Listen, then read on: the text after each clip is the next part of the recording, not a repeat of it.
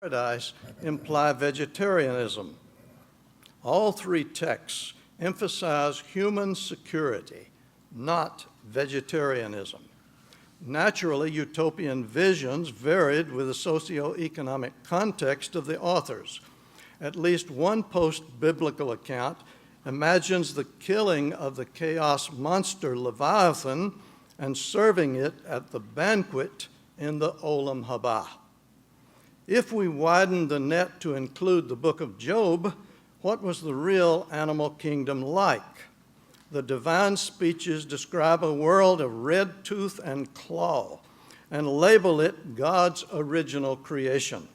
In this world, as opposed to fantasy, predation is the rule, and humans are pushed to the outer edges, far from the central position they think they occupy. Furthermore, in the fable, Job's three friends offer sacrifices that by no stretch of the imagination belong to their households. The same can be said of Abraham, who, according to Genesis 22, offered up a ram that had become entangled in a bush on top of the mountain. And of Solomon, reputed to have sacrificed 1,000 burnt offerings at Gibeon. As members of his household, such a huge number of animals would match the number of his wives. Fiction has replaced fact here. Selective breeding of animals changes their biological type, according to Hare. The wild beast may be gentler and useful to humans, but domestication does not alter genetic makeup. No examination of sacrifice in the Hebrew Scriptures is complete without raising the issue of human sacrifice. Like so much else, it linked Israel with her closest neighbors. The divine imperative in Exodus 22:29 remains a haunting reminder that all firstborn sons were to be sacrificed to Yahweh, an idea that survived as late as the 8th century when Micah pondered the extent of God's requirement for human rectitude. The prophet Ezekiel even tries to justify this demand as a means of horrifying the nation Israel. This practice of sacrificing firstborn sons may have been largely abandoned by the time of the priestly author, but it must not be passed over in silence. Hare's second pillar. The holiness gap is overcome by evaluative transfer. Kant's famous moral gap is here changed to one of holiness, while his denial of the transferability of guilt is rejected. In my view, the so-called moral gap is a product of theodicy. It functions to exonerate the deity by shifting blame to humans, thought to be willful sinners deserving the disasters encountered as finite creatures. This unrealistic view derives from Deuteronomy.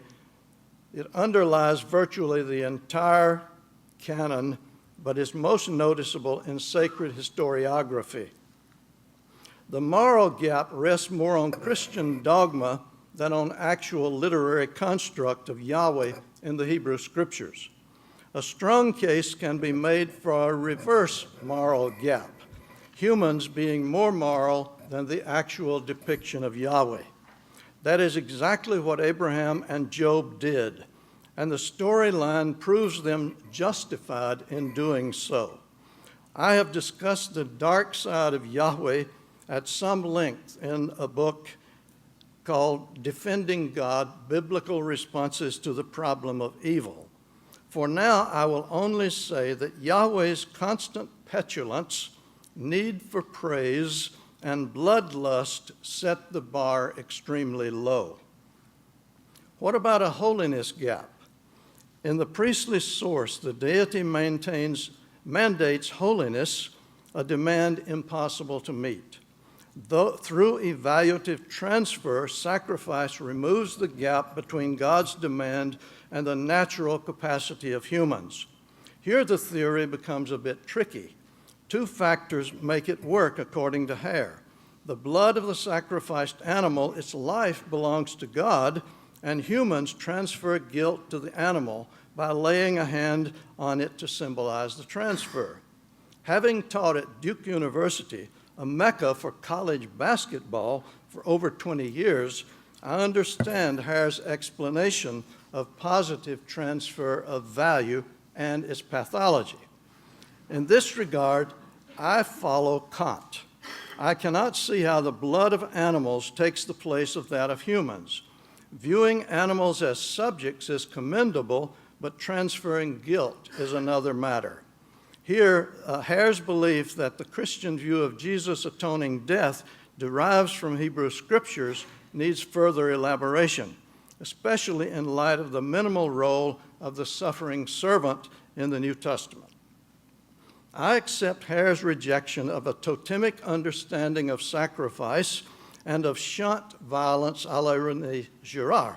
The former two evolutionists rest on a magical view. The latter attaches a finality to Christ's death not borne out in history. In reality, that death merely accentuates the cycle of violence rather than bringing it to an end by exposing cruelty for all to see.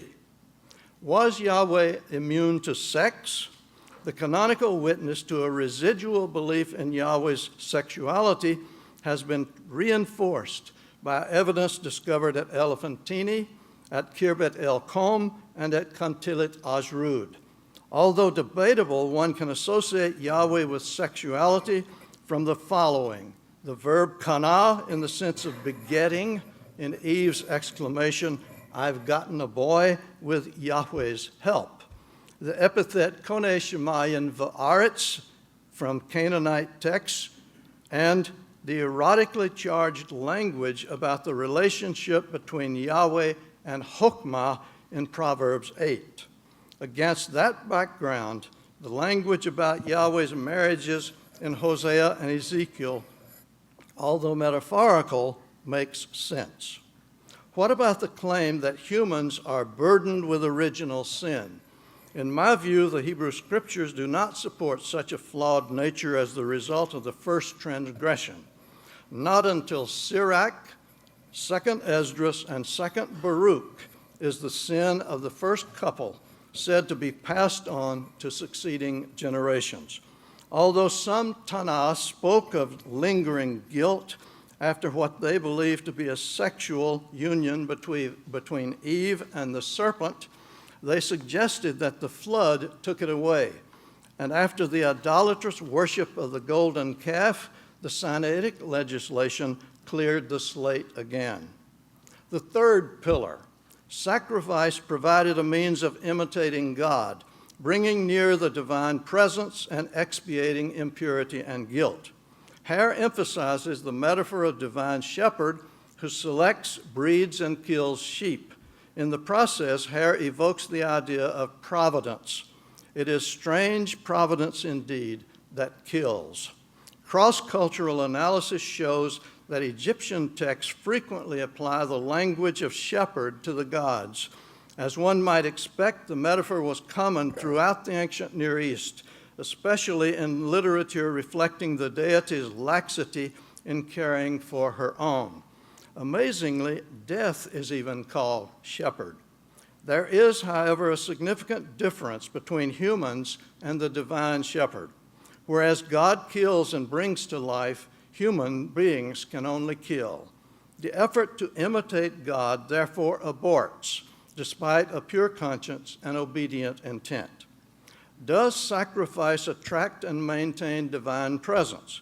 Biblical authors held competing views about the possibility of bringing God near, nicely illustrated by the Ark of the Covenant, a palladium of war and symbol of divine presence, and the tent of meeting, a testimony to a distant God who comes when choosing to do so.